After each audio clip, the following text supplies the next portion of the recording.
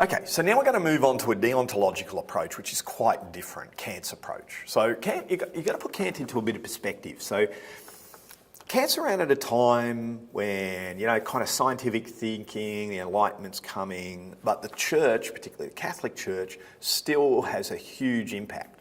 What Kant's main problem is trying to think, well, how can I work out what the right thing to do is? At the moment, what you do is you listen to the local priest, right? Whatever the priest says is what's ethical or what isn't.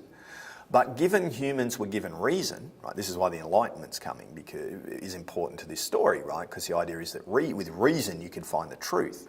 So his basic idea here is maybe people can use reason to work out for themselves what the ethical thing to do is. So he said, can we use reason and logic to work out what's ethical? And we get this deontological approach that he comes up with.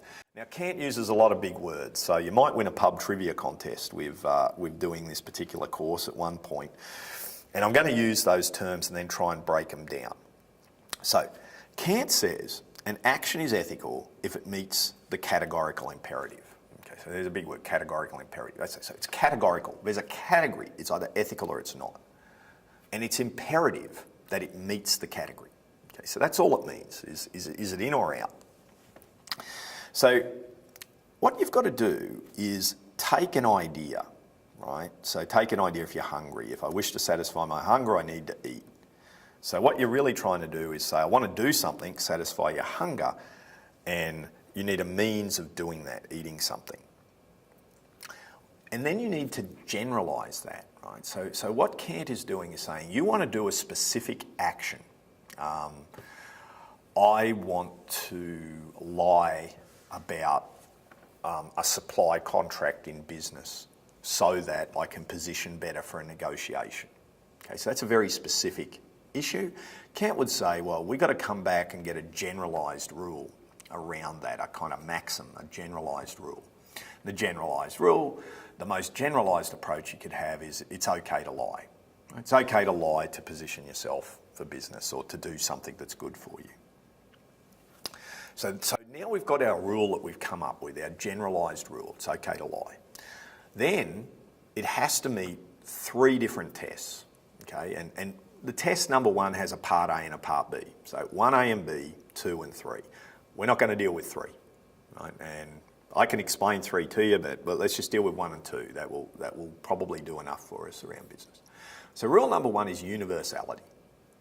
So Kant says if something's going to be ethical, it's something that you should be able to do all the time to everyone.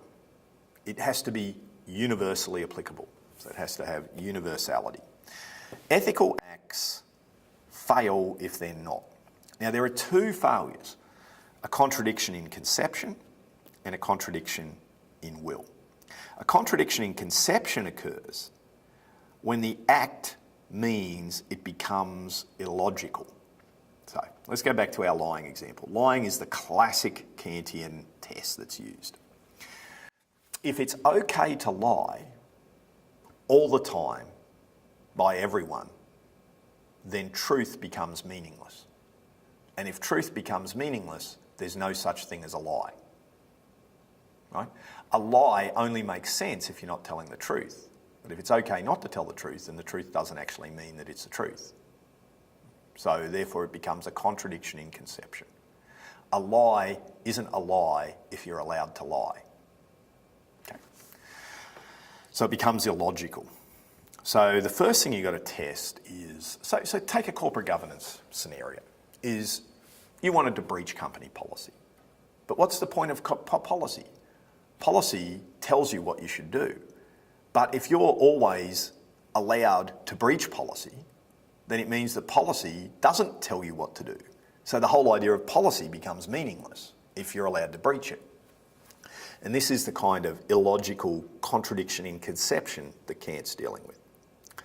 Closely allied to that is a contradiction in will. So Kant then recognised, look, that there are some things which are not entirely illogical, but I wouldn't want to live in a world where that was the kind of world that it was. So for instance, there's nothing illogical about never giving to philanthropy. Right? There's nothing contradictory about never giving a donation.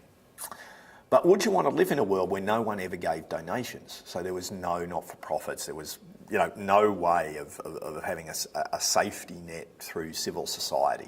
Many would say, look, I wouldn't want to live in a world like that where no one helped each other. So that would be a contradiction in will, right? Well, it's not illogical, it's the kind of world I wouldn't want to live in.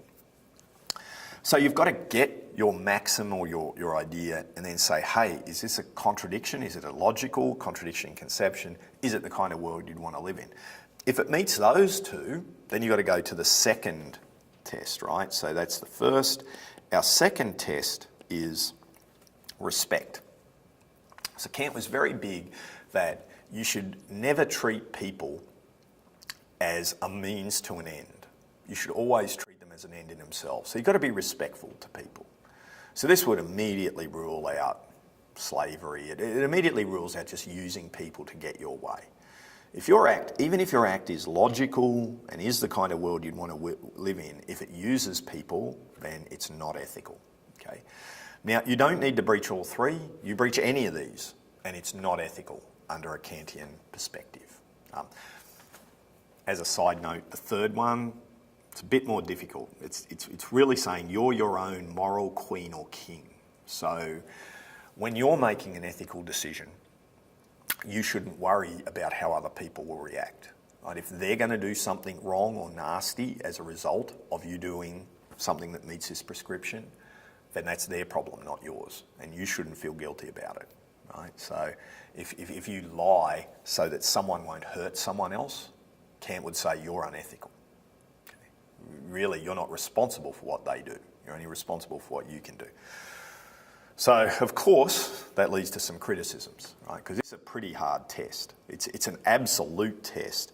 And people would say, I don't know, World War II, maybe you got a couple of people that the Nazis are after hiding in your attic. Is it okay to lie? Kant's going to say no. You're not responsible for what Nazis do, okay? They can go up and get them, and if they kill them, that's on the Nazis, not on you. A lot of people would look at that and go, well, that's pretty absolute. I might be willing to lie in that situation, right? So that's one of the key criticisms of Kant. So it's a complicated issue in terms of understanding all three.